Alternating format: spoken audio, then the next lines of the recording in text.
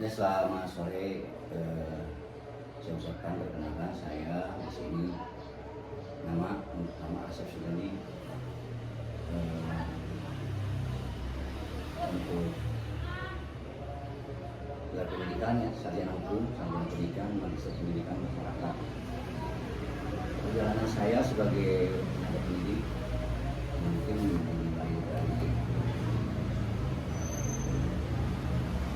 biasa dengan SD sama dan kebetulan Bapak punya dua keahlian di bidang hukum dan bidang pendidikan.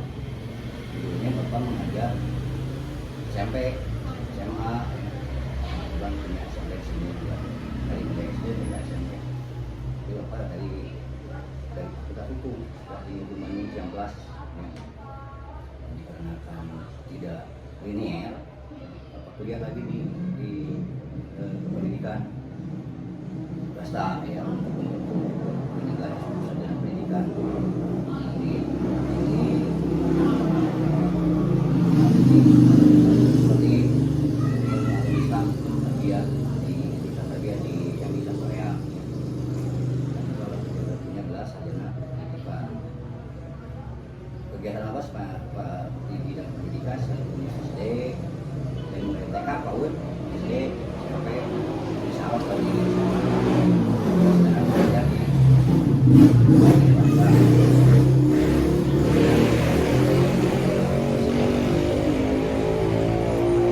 setelah Bapak kuliah S1 mungkin karena Bapak sarjana juga ada kegiatan kita melanjutkan terus S2 pendidikan masyarakat ya di Siliwangi ini gelar MPT S2-nya.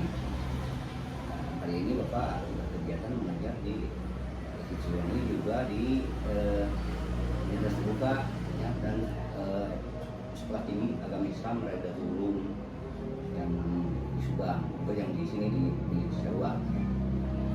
Ya perjalanan Mas demikian untuk di bidang pendidikan mungkin mulai tidak nyambung asalnya yang ini. Ya. Asalnya fakultas hukum, Bapak jadi pengacara, tapi mungkin tidak sesuai dengan hati nurani, dan Bapak terbalik ke bidang pendidikan. Bapak mendirikan yayasan karena keahlian Bapak di bidang hukum, bikin yayasan sendiri, bikin sekolah sendiri, mendirikan dari tingkat pendidikan usia dini SD, SMP, dan sekarang lagi di LTA atau SMK ya. Sampai kalau Bapak punya dana dan punya dana ini perguruan tinggi, tapi sekarang Bapak merapat dulu ke rekan-rekan Bapak yang punya perguruan tinggi dan ikut mengajar di sana. Itu mungkin perjalanan dari Bapak sebagai apa motivasi utama yang mendorong Bapak memilih profesi sebagai pendidik di lingkungan perguruan tinggi dan Bapak mengambil jurusan? yang motivasi Bapak ingin membagi ilmu, mau buat capek-capek kuliah, capek-capek belajar. Bapak tidak mengajar materi kuliah. Di samping mengamalkan ilmu juga mengasah otak, masih pikiran kan kalau gak diasah, kalau nggak diamalkan, kalau gak dipakai, ya lupa lagi. Jadi sambil sharing dengan teman-teman muda, Bapak sambil menyelam minum air ya, sambil ngajar, sambil mengambil teknologi anak muda yang Bapak bisa serap sebagai Bapak udah telinga.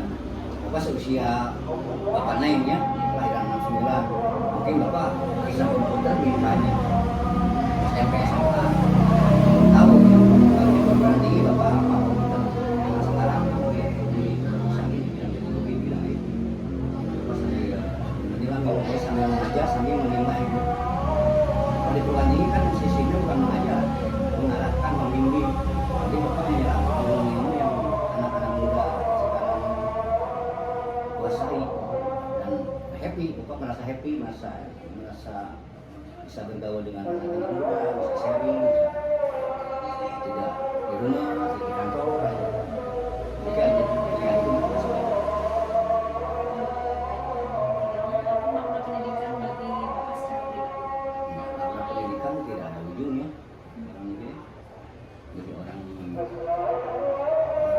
harus berpendidikan, dan orang hidup itu mencari ilmu dulu dari sejak pagi sampai meninggal dunia.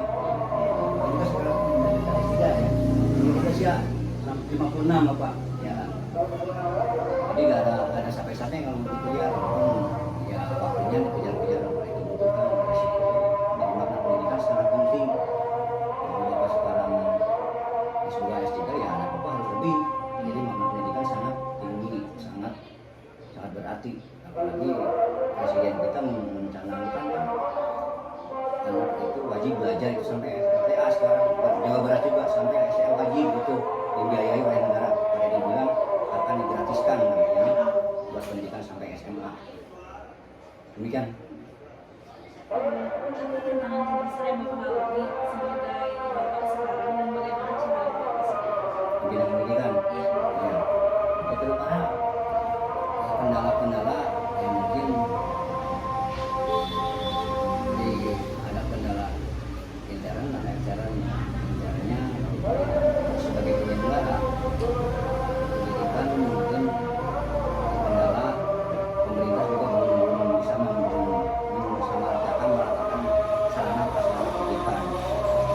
Banyak sekolah-sekolah yang di dalam kota yang terlihat sekolah-sekolah mewah dan masih banyak sekolah yang di perkampungan seperti sini kampung di Garut, Cianjur, Sriwangi ke daerah Cianjur, ke Garut sana, Jogja juga yang di pedalaman masih tertinggal jauh gitu ya.